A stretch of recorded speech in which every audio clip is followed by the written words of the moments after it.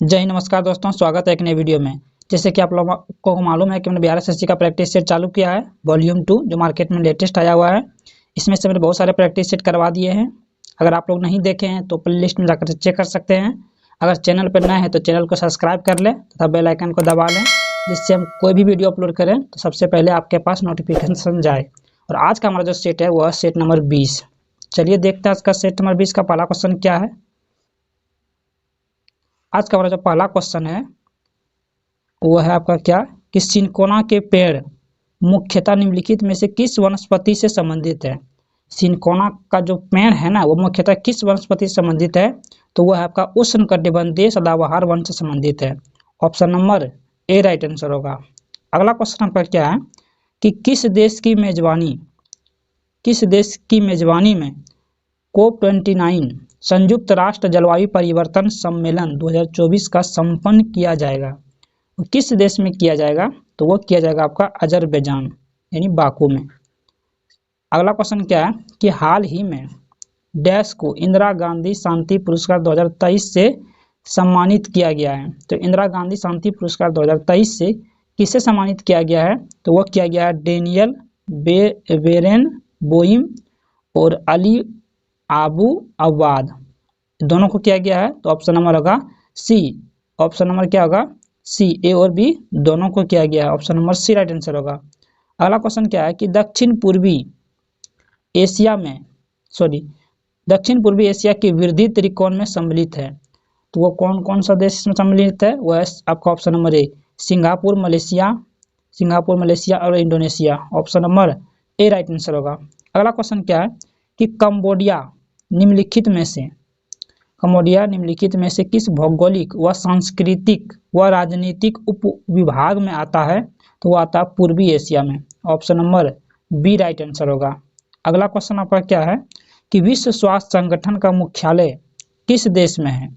विश्व स्वास्थ्य संगठन का जो मुख्यालय है वो आपका कहाँ हुआ है, स्विट्जरलैंड में। Option number B right answer है।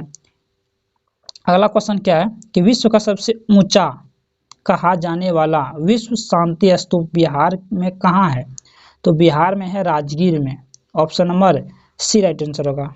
अगला क्वेश्चन क्या है कि महाराष्ट्र सरकार द्वारा 3 साल से अधिक की सजा काट रहे जेल में बंद कैदियों को 50,000 रुपये तक का पर्सनल लोन देने की घोषणा किस योजना के तहत किया गया है, तो यह किया गया है ऑप्शन नंबर बी जीविला योजना। Option number B right answer होगा। अगला क्वेश्चन क्या है कि लर्निंग साइंस बाया स्टैंडर्ड पहल की शुरुआत किसने की है, तो की गई है भारतीय मानक bureau. Option number A right answer होगा। अगला क्वेश्चन क्या है कि दुनिया के सबसे ऊंचे युद्ध क्षेत्र सियाचिन में तैनात होने वाली भारतीय सेना की पहली महिला चिकित्सा अधिकारी कौन बनी गई है, वो बनी गई है Geetika Kaul. Option number C right answer होगा। अगला क्वेश्चन आपका क्या है, अगला क्वेश्चन आपका यह है कि तेलंगाना राज्य में हाल ही में दिसंबर 2023 के चुनाव नतीजों के आधार पर कांग्रेस ने कितने सीट पर जीत हासिल कर सरकार बनाई है, तो वो बनाई है 64 seat. Option number A right answer होगा। अगला क्वेश्चन आपका क्या है कि अंगोला की राजधानी कहाँ है। अंगोला की जो राजधानी है वो है आपका लुगांडा। अंगोला की राजधानी कहाँ है, लुगांडा है। Option number A right answer होगा। अगला क्वेश्चन आपका क्या है कि टाइगर वुड किस खेल से संबंधित है। टाइगर वुड है आपका गोल्फ से। Option number A right answer होगा। अगला क्वेश्चन क्या है कि सत्यशोधक समाज की स्थापना किसने की थी। सत्यशोधक समाज की स्थापना की थी Jyotiba Phule. Option number A right answer होगा। अगला क्वेश्चन क्या है कि किसे निम्न में से किसे पुनर्जागरण का अग्रदूत माना जाता है। पुनर्जागरण का अग्रदूत माना जाता है दांते को। Option number D. पूछेगा कि भारतीय नवजात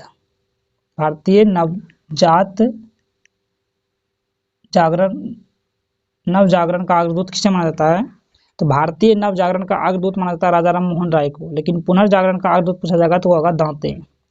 अगला क्वेश्चन ये आपका मैथ का है।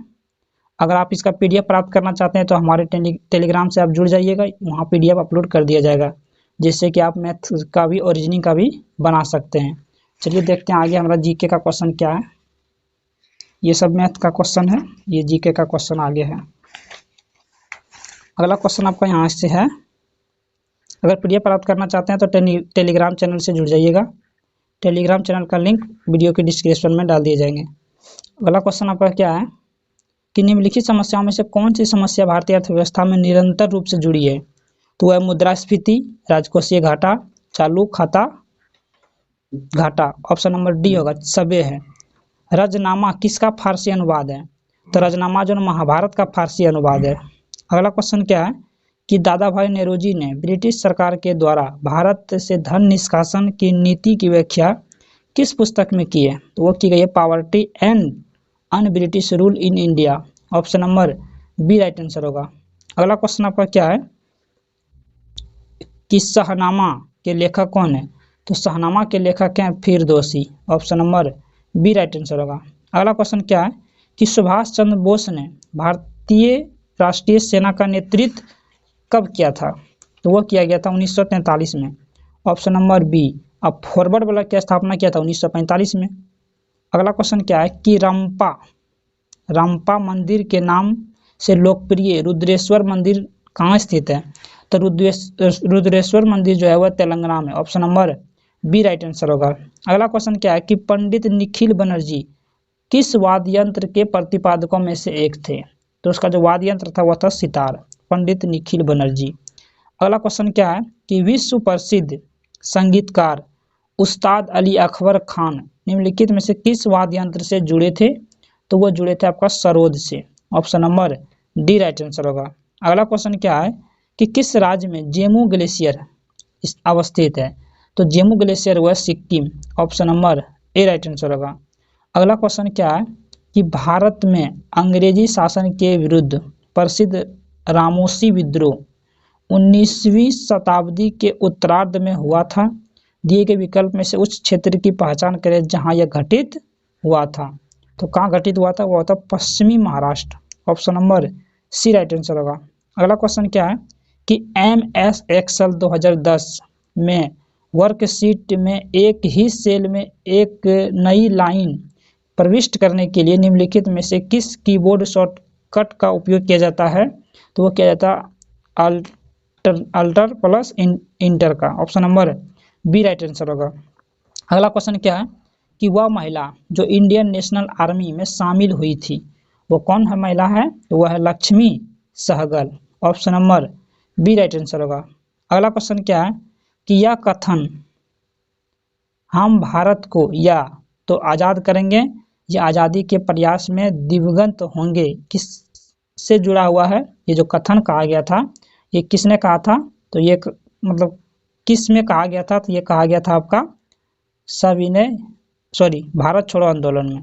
किस में कहा गया था कि यह कथन कि हम भारत को या तो भारत या आज़ाद करेंगे या आज़ादी के प्रयास में दिवंगत होंगे किससे जुड़ा हुआ? या भारत छोड़ो आंदोलन से। Option number D right answer होगा। अगला क्वेश्चन क्या है कि राष्ट्रीय आंदोलन की निम्नलिखित घटनाएं हैं उनको क्रमवार सजाना है। कौन पहले हुआ था और कौन बाद में हुआ था? तो इसका पहले आंसर बता देते हैं। ऑप्शन नंबर होगा ए। पहला हुआ था चंपारण सत्याग्रह 1917 में। दूसरा हुआ था असहयोग आंदोलन कब? 1920 में। उसके बाद चौथा दांडी मार्च 1930 में और भारत छोड़ो आंदोलन 1942 में। अगला क्वेश्चन क्या है कि इंडियन नेशनल कांग्रेस और मुस्लिम लीग के बीच जो है ना मेतकई का जो काल निम्नलिखित में से कौन प्रदर्शित करता है? तो वो करता है ऑप्शन नंबर बी 1916 से 1922। अगला क्वेश्चन आपका क्या है? अगला क्वेश्चन आप देख सकते हैं, ये आपका मैथ का क्वेश्चन है। अगर इसका PDF प्राप्त करना चाहते हैं तो आप टेलीग्राम से जुड़ जाइएगा, वहाँ आपको PDF इसका मिल जाएगा, वहाँ से हल कर सकते हैं। इसका आंसर भी दिया होगा पीछे में। चलिए यहाँ से आप क्वेश्चन देखते हैं कि कानून द्वारा स्थापित प्रक्रिया लिया गया है। कानून द्वारा जो स्थापित प्रक्रिया है वो कहाँ से लिया गया है? तो वो लिया गया है जापान के संविधान से। Option number B right answer होगा। अगला क्वेश्चन क्या है कि कौन सी पार्टी की मान्यता प्राप्त राष्ट्रीय पार्टी नहीं है? तो वो किसकी नहीं है? तो समाजवादी पार्टी का नहीं है।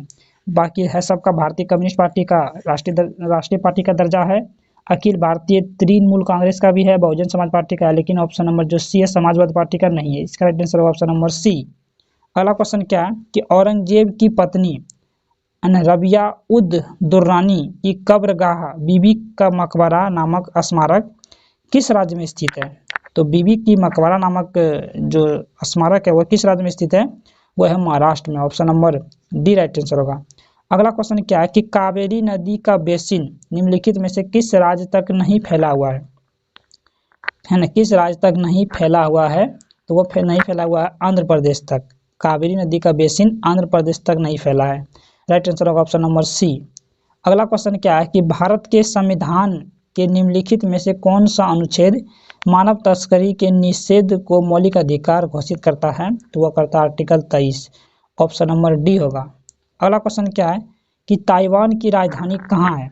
तो ताइवान की जो राजधानी है वह है ताइपे। ताइवान की राजधानी है ताइपे। अगला क्वेश्चन क्या है? भूटान की राजधानी है थिम्पू। जापान की राजधानी टोक्यो। अगला क्वेश्चन क्या है कि निम्नलिखित में से किसने संविधान को एक पवित्र दस्तावेज कहा? किसने कहा था संविधान को पवित्र दस्तावेज? डॉक्टर भीमराव अंबेडकर ने कहा था। Option number D right answer होगा। अगला क्वेश्चन क्या है कि किस राज्य में पंचायती राज संस्था नहीं है? तो वो आपका मिजोरम में नहीं है। अरुणाचल प्रदेश में है, त्रिपुरा है, मणिपुर में है, लेकिन मिजोरम में नहीं है। नेक्स्ट क्वेश्चन देखते हैं आगे क्या है। आगे देख सकते हैं कि ग्राम पंचायत के संदर्भ में निम्नलिखित में से कौन सा कथन असत्य है? असत्य कथन को आपको पहचानना है और बताना है कि कौन सा कथन असत्य है। चलिए देखते हैं कौन सा कथन असत्य है। असत्य के बारे में पूछ रहा है। इसमें जो पहला बात कहा गया है कि ग्राम पंचायत पूरे गांव के हित में निष्पक्ष रूप से काम कर सके, इसमें ग्राम सभा की महत्वपूर्ण भूमिका, ये बात सही है। ग्राम सभा पंचायत को मनमाने ढंग से काम करने से रोकती है। साथ पैसों का दुरुपयोग एवं कोई गलत काम ना हो इसकी निगरानी भी करती है, बिल्कुल सही है। ग्राम सभा चुने हुए प्रतिनिधियों पर नज़र रखने और लोगों के प्रति जिम्मेदार व जवाबदेह बनाने में महत्वपूर्ण भूमिका निभाती है, बिल्कुल ये भी सही है। अगला ऑप्शन डी नंबर में क्या है कि सभी सत्य है, बिल्कुल सभी सत्य है। ऑप्शन नंबर डी होगा राइट आंसर है। अगला क्वेश्चन क्या है कि उद्योग में प्रशिक्षण विद्यार्थियों को निःशुल्क अथवा कम कीमत पर पुस्तक और स्टेशनरी उपलब्ध कराने जैसे आर्थिक कार्यक्रम सर्वप्रथम किस पंचवर्षीय योजना में प्रारंभ किया गया था? वह किया गया था 5वीं पंचवर्षीय योजना में। Option number C right answer होगा। अगला क्वेश्चन आपका क्या है कि राशन कार्ड के संबंध में युग्मों पर विचार करना है और बताना है कि कौन सा युग्म सही सुमेलित है। तो जो इसका राइट आंसर होगा केवल एक सही है कि अंत्योदय कार्ड जो है ना निर्धनों में भी निर्धन से संबंधित है, बाकी बात सब आपका इधर गलत है। बीपीएल कार्ड निर्धनता रेखा से नीचे के लोग, ये गलत है ना। इस एपीएल कार्ड, बीपीएल कार्ड अन्य लोगों के लिए ये भी गलत है, केवल एक सही है। अगला क्वेश्चन क्या है कि भारत में हरित क्रांति के द्वितीय चरण HYV बीजों की प्रौद्योगिकी का विस्तार अनेक राज्यों तक कर दिया गया है। हरित क्रांति का द्वितीय चरण कब प्रारंभ हुआ था? हरित क्रांति का द्वितीय चरण जो प्रारंभ हुआ था वो था 1970 के दशक में। Option number B right answer होगा। अगला क्वेश्चन क्या है कि भारत में बेरोजगारी और गरीबी का अनुमान आधारित है, किस पर आधारित है? तो वह है आपका NSSO के परिवारों के उपयोग एवं व्यय के सर्वे पर। Option number A right answer होगा। अगला क्वेश्चन क्या है, ये आपका रीजनिंग का क्वेश्चन है। चलिए जीके का आगे देखते हैं। ये भी आपका रीजनिंग का है, ये सब आपका रीजनिंग का है, देख सकते हैं रीजनिंग आप हल भी कर सकते हैं इसको PDF डाउनलोड करके टेलीग्राम से। यहाँ है जीके का आपका। अगला क्वेश्चन आपका क्या है कि सर्वोपरिता की नीति किसने दी थी? सर्वोपरिता की जो नीति दी थी वो किसने दी थी? तो वह दी थी लॉर्ड हेस्टिंग्स ने दिया था, लॉर्ड हेस्टिंग्स ने। Option number B right answer होगा। अगला क्वेश्चन क्या है कि नामद्रोलिंग मठ भारत के किस राज्य में स्थित है? नामद्रोलिंग मठ भारत के कर्नाटक राज्य में स्थित है। Option number B right answer होगा। अगला क्वेश्चन क्या है कि बारदोछम कहाँ का लोक नृत्य है? तो बारदोछम आपका है अरुणाचल प्रदेश का। Option number D right answer होगा। अगला क्वेश्चन क्या है कि पृथक पंचायती राज मंत्रालय का गठन कब हुआ था? पृथक पंचायती राज मंत्रालय का गठन 2004 में। Option number D right answer होगा। अगला क्वेश्चन क्या है कि राजनीतिक कानूनी तौर पर यह स्पष्ट करती है कि हमें क्या करना चाहिए और क्या नहीं, किसने कहा था?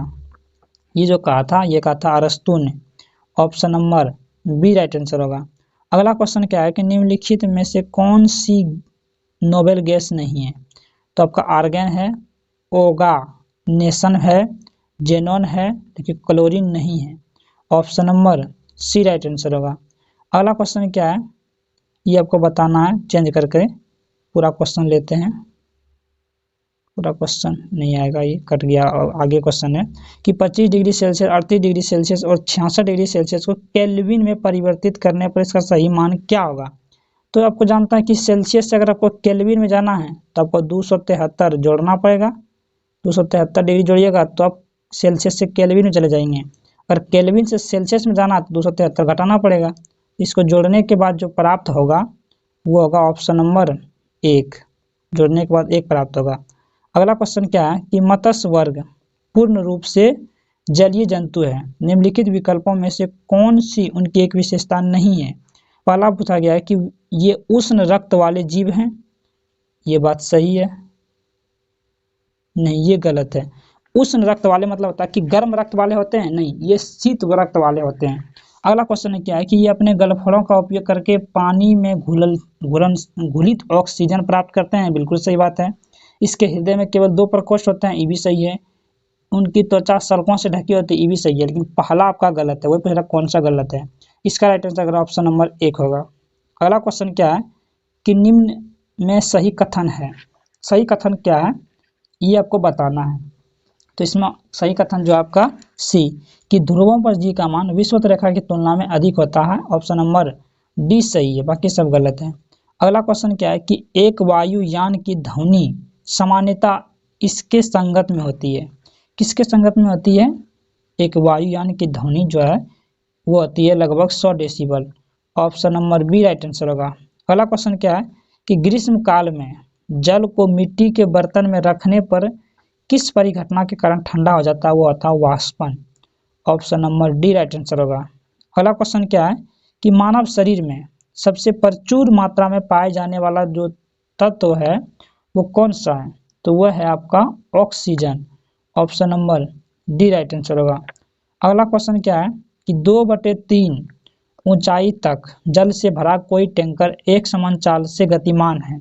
अचानक ब्रेक लगने पर टैंक का जो जल भरा होगा वो किधर गति करेगा?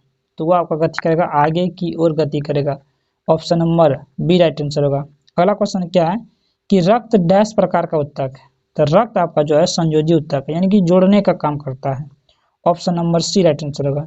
अगला क्वेश्चन क्या है कि नाइट्रोजन गैस का रासायनिक प्रतीक क्या होता है? तो वो होता है N2। Option number B right answer होगा। अगला क्वेश्चन आपका क्या है?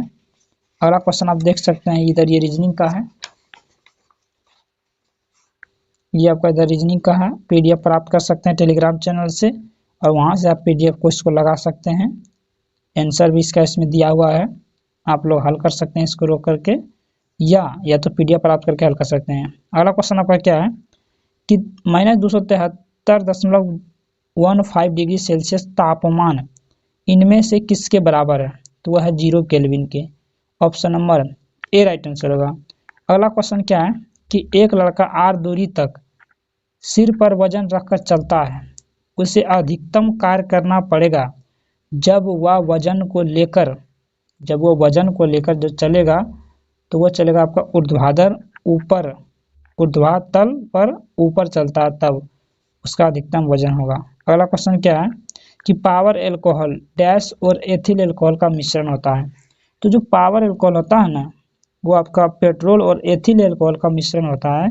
Option number D right answer होगा। अगला क्वेश्चन क्या है कि जीवाश्म समानता किस चट्टान में पाए जाते हैं?